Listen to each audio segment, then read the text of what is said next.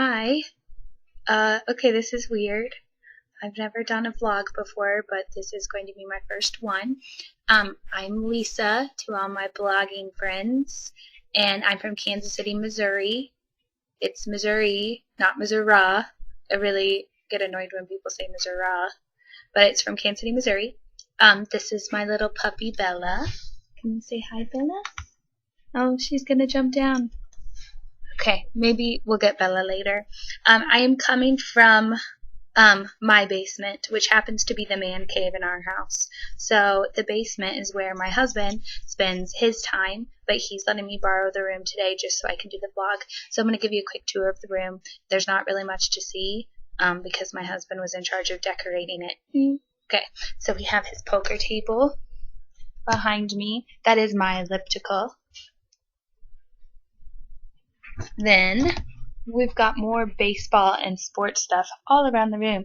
And then you're going to see these giant shelves filled with glasses. Yeah, that would be my husband's obsession.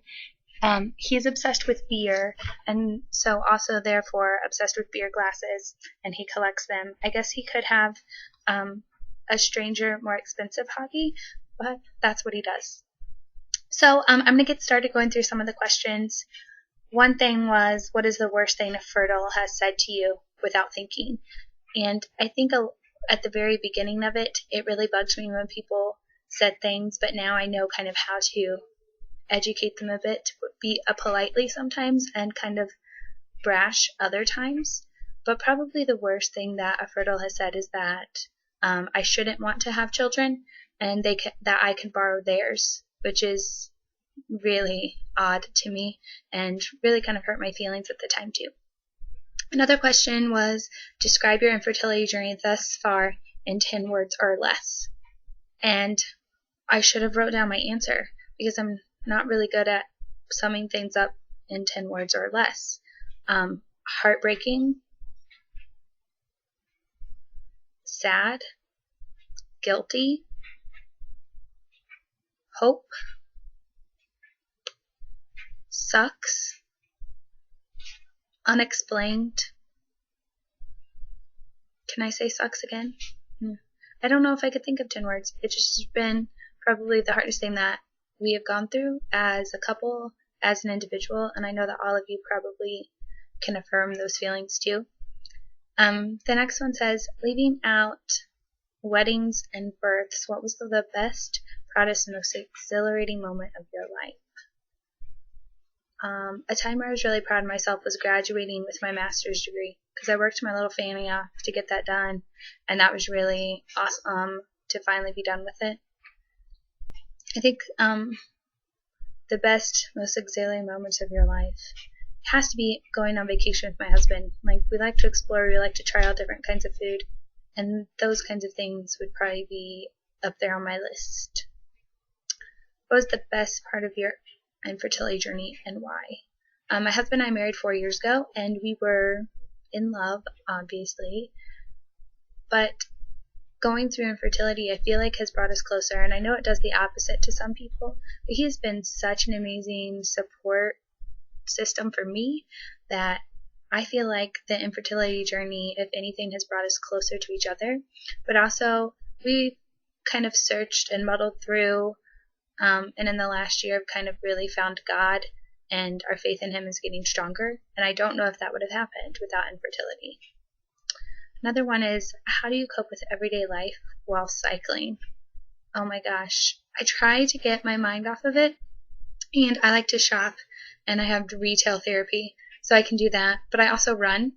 So running was a huge stress relief for me and working out, and that helped me kind of get my mind off of it. I could go for a run and forget everything else that was going on. I already gave a tour of the room. What is your number one bad habit? I have a lot. First of all, I'm a control freak, and so I like to have everything my way, and that's kind of a habit that I need to break. But I also bite my fingernails, and that's pretty gross. But I bite them and then spit them, only when I'm in the comfort of my house, and then eventually I'll pick them up. But yeah, probably that's really gross. What prompted you to blog about your infertility journey? I I don't really know. I had joined a forum where when I was going through my IUI, and it was very helpful, and I started noticing that some of the forum girls back in 2010, I saw that some of them had a blog, and I started reading some of them, and you're like, you know what, I could do this. And so around December 30th of 2011, I decided my New Year's resolution was going to be lose weight and to start a blog. And I've lost weight, and I love blogging now, and I love getting to hear other people's stories, and I really feel like it helps me get everything off my chest and out of my brain, and when I get it out on the blog, then I can move on. But I also feel like what we are doing as far as blogging, and we are able to speak our mind, other people that are going through infertility aren't able to do that, and so maybe our words could help them. Outside of the blogging community, do you openly share your infertility? We do. We shared it from the very beginning. We kept getting questions of when you're going to have kids, and I was sick of just kind of giggling them away and telling people that was bad. So I was like, you know what, Jeremy, let's just start sharing with everyone what's happening. So our friends and family knew, and then I started the blog, and now everyone knows. So I think it's really helped me, and so I have no problem talking about it with my colleagues or talking about it with people. It doesn't really bug me too much. I feel like now that I'm open with it, I can educate people, whereas if I hold it all in, I go crazy. So it's better for me to get it out in this way. How do you like to relax? Oh my gosh, today I've been relaxing in t-shirt and sweatpants and just sitting on the couch. Watching movies, watching sports with my husband because that's what he does, so I better start liking it. I also love shopping. I said that. Love to relax with shopping as well. What are your current TV show obsessions? Oh my gosh. Okay, so there's a show, comes on Monday nights, called Revolution. It's on NBC. Watch it. It's amazing. It's just a really good show. Both Jeremy and I are obsessed with watching it, but we are TV junkies, so our DVR is filled all the time. We watch stupid shows, especially like reality shows like Jersey Shore, The Challenge from MTV. I was a big Teen Mom fan, even though I hated them because they were able to have kids and I wasn't.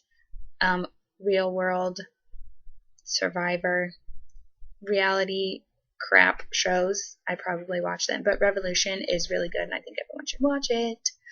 What do you do for fun or in your spare time? I don't have a lot of spare time, but when I do, I would rather read. I'm a big reader. I read books for young adults, and I know that's crazy, but I teach young adults and I want to know, hey, here's a book that you should be reading.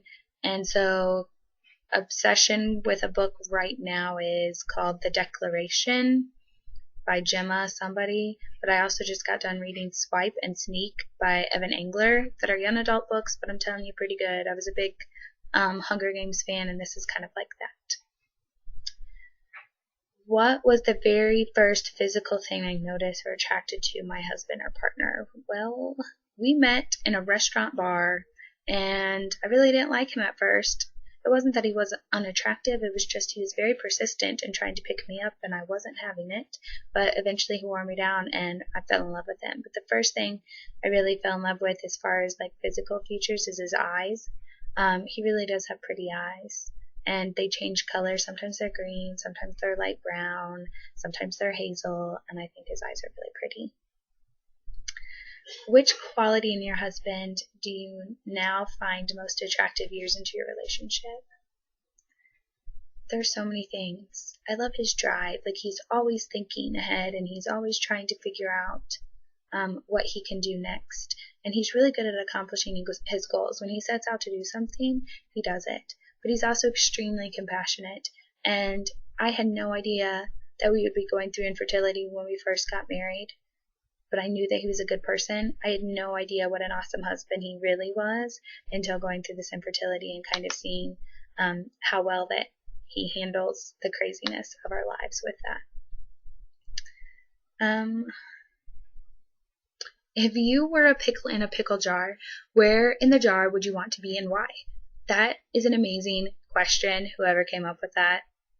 I don't really know what it's going to say about me, but I would rather be a pickle at the bottom of the jar, because maybe there's a chance I wouldn't be eaten and I just get to hang out in the juice and with my pickle friends. But because I would imagine, here's what we do, because we're really wasteful people. We will get a jar of pickles and we don't eat on them very often, and so then we wind up throwing them out when there's a few pickles still left in the bottom. So that's why I'd want to be the ones in the bottom so I don't get eaten. Out of all the most awesome songs that contain a female's name in the title, which is your favorite? Also a very good question. Okay, I'm going to go with Sweet Caroline by Neil Diamond, because one of my good friends' daughter's name is Caroline, and every time I see her, I think of that song. So I'm not going to sing it for you, because I know there was a question on here about singing. Believe me, you do not want to hear me sing. It's not pretty. What is your dream profession, and is it your current job? I'm a teacher. I teach 6th and 7th grade English in an urban school outside of Kansas City. I love my job on most days. It was my dream profession, and I think it still is. It just seems like I don't get to teach as much as I want, and I'm always having to talk about other things and go to meetings and do paperwork, and that part of the job I don't like, but I love working with my kids. They're amazing. And it says, are you now who you thought you'd grow up to be? Well, of course I'm not done growing up, and I don't know if I ever will be. But I don't know, because I feel like when I was younger I never really thought too much about the future. I was just like, live in the moment. And so I would hope I've turned out the way I've wanted to be from myself 10 years ago, but I don't know. I am happy of the person I've become, but I don't know if I really understood all of that when I was 18. If you could take a peek at what your life will be like 5 years into the future, would you? Absolutely. I'm all about finding out the ending before reading about the middle. So I wish I could say that, yeah, we're going to have a couple kids 5 years from now, or we're going to have at least a family started 5 years from now, and we're going to have done all of these things, and we're going to pay off all of our debt. And that's what I'd like to happen. And I would like a peek in the future for 5 years and see if it really does. Because if it doesn't happen, it would really suck. So I hope it does, and I would definitely pay for that peek. What do you know now that you wish you knew before you started trying to conceive? I wish I knew how hard it was going to be. I wish that I knew not to stress over those little things that I was stressed about, because it doesn't matter. And if it's going to work, it's going to work. And if it's not going to work, it's not going to work. And there's really not much I can control out of the situation. So I wish I knew not to stress so much, because I'm a control freak. And when I can't control something, it makes it really hard. And so this infertility has taught me that I really can't control this. I can't control it at all. It's completely out of my hands. And I wish I knew that at the very beginning so I wouldn't stress as much as I had. I already kind of I answered my question, what is your occupation? I'm a teacher, and I do love it most days. And then it says, do you have any weird talents? Yes. I can touch my tongue to my nose. I can also say the alphabet backwards really fast. Here's my tongue to the nose. And alphabet backwards. Z, Y, X, W, U, T, S, R, Q, P, O, N, M, L, K, J, H, T, F, D, C, B, A. That comes in handy. I learned to do it in junior high school. And then it says American Ladies, which I don't think I have an accent whatsoever, and I'm pretty sure I don't, is to say these words. So, cut in half, cereal bowl, and cinnamon grams. I think that's pretty normal. So anyway, I answered some of the questions for the vlog, which I'm scared about. I'm really excited to see everyone else's answers to some of the questions and get to see a face and hear a voice to all of you that I've been following. So I'm excited. We should do this again. Okay, see you later. Bye.